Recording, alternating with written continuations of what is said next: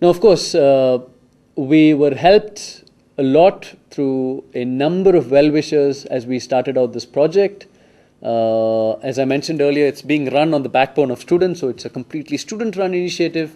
In fact, if you look at the faculty involvement at most of the law schools, it's very, very minimal. In fact, all of us have taken a hands-off approach.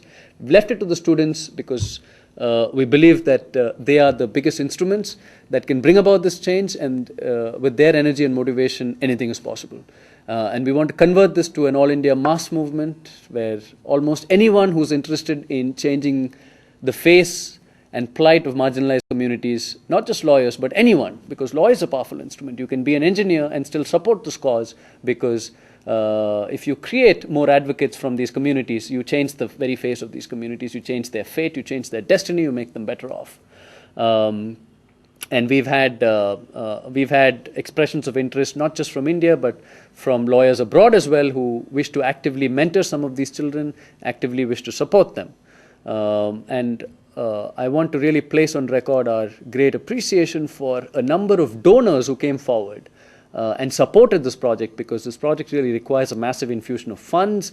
It requires visits to a lot of areas, small towns, villages in rural India. In fact, one of the villages that we went to was possible because of the support of Professor M.P. Singh, who's the Vice Chancellor at NUJS, who very strongly believes in this cause, primarily because he himself became a lawyer and became a law professor after extensive hardships, had no money, was educated because of an uncle who believed that very strongly in his education, but otherwise, had absolutely no money and would have remained in the village for all his life, but for what education gave him. Went on to do law, went on to become a professor, is a noted scholar of constitutional law now with reputed books, has got his doctorate from Columbia, spent a lot of time in Germany, has written a book in German, so a very accomplished scholar, came from a village, the village being Jitoli, and in fact to commemorate him and his achievements, we've started a chapter in Jitoli, which is a village, and we have a team that is working with Jitoli, with students from there. We've identified some students and we're training them as we speak. Again, a very difficult job for us because these are vernacular medium students, and training them is a very, very uphill task. But we did this because we had a benefactor from that area, and we wanted to demonstrate that if we can do a couple of areas like this, then the potential for transformation is huge. So back to our donors, when we started out this project, we needed funds to go into all these areas, to sensitize, to prepare materials, to photocopy, expenses of all sorts, and many right at the start, very few donors came forward because not many of them understood the project. They had their own doubts. We hadn't established ourselves. But the few that came up right up front, believing in us right up front, I really want to mention them by name because they came right at the start.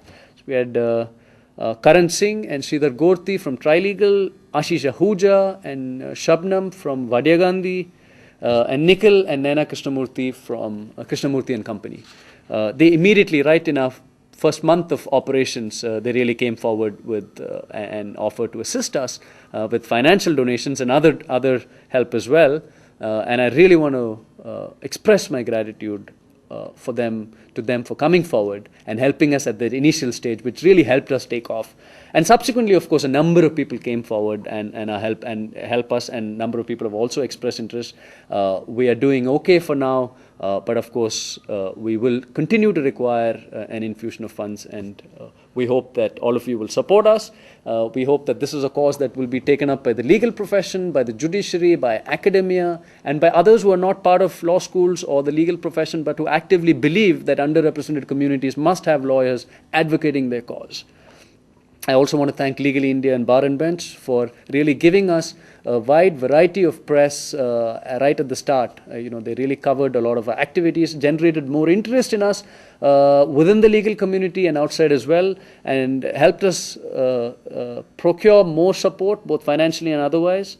So I want to thank Kian Gans and Shishi Rudrappa for really helping us on that front. And of course, a major thanks to IMS, which despite not knowing us that well. IMS is a reputed training center.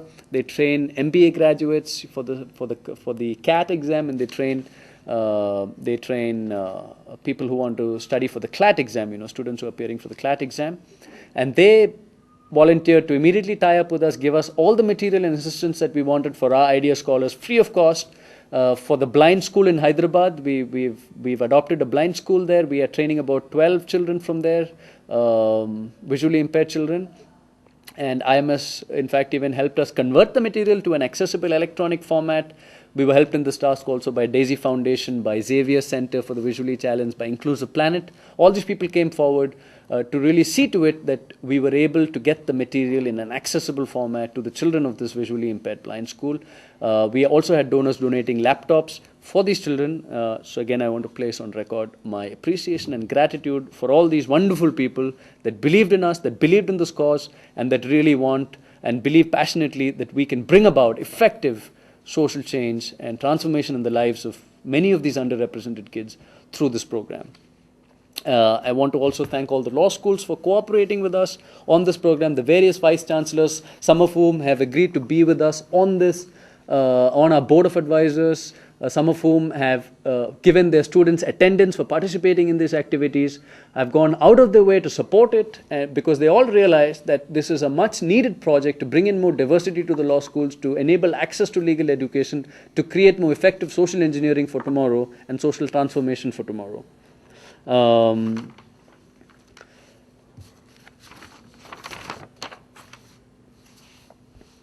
So to wind up, may I once again bring you back to Professor C.N.R. Rao's wonderful statement, our Einsteins are in our villages, and we hope that we will also, through this program, identify a number of people, deserving people, a number of future legal scholars, legal leaders, politicians of tomorrow, society leaders of tomorrow through this program, because we believe that they are hiding out there somewhere. We've just not made the effort. We want to make the effort, and we want you to support us in this cause. And we look forward to hearing from you. If you're interested in participating in any way, you can participate at the level of funding, at the level of mentoring some of our students, at the level of coming with us to the various centers that we go to for sensitizing, for creating more awareness about law schools, about law as an instrument of social change, about law schools, about what a legal education can do. You can also help us by referring us to good organizations and people that we can tie up with, because we need a steady stream of students that we can identify and bring them in. So, for example, we recently were in talks with Roshni, which is a wonderful organization in Delhi, which trains girl students and gives them more confidence to pursue the careers that they want. They give them career counseling advice, and we found that one of their students wanted to do law. And once we had that factoid with us, it was easy for us to then approach them and say, who is a student who wants to do law? Please introduce us, and we're more than happy to give her all the advice and all the training that she needs. So if we can get more organizations connected, networked, and we can identify more deserving students across this wonderful country that we call India, I think that would be a great boost for us. That would enable us to leverage this program in a much wider way than we thought possible. But for that, we need your active participation, we need your active help and your active involvement, so that we can all transform the society for the better. Thank you.